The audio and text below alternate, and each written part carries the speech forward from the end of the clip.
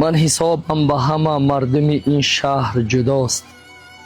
من امیدم به خداست، بعد خدا هم به خداست.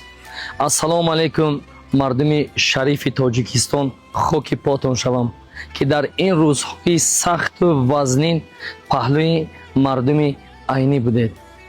به واسطه من به معلومات شما میرسونم که در کارتای دوشنبه سیتی 499,000 سومونی، در کارتای الف 130,000 سومونی و در کارتای سیبربانک 1,049,000 پول جمع شده است.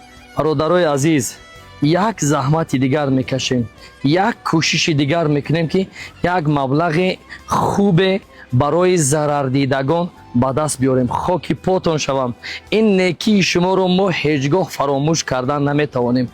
از این حساب برادرای عزیز، با سوال و جواب قسم به نام خداوند پاک و وجدانم که همین مبلغ هایی که جمع آوری کرده میشوند یک تا به جای درکاری اومده میرسند و حتما باز ویدیو میکنم که شما تماشا کنید. برادر عزیز، دستگیری رو فراموش نکنید. خاک پاتون شوم.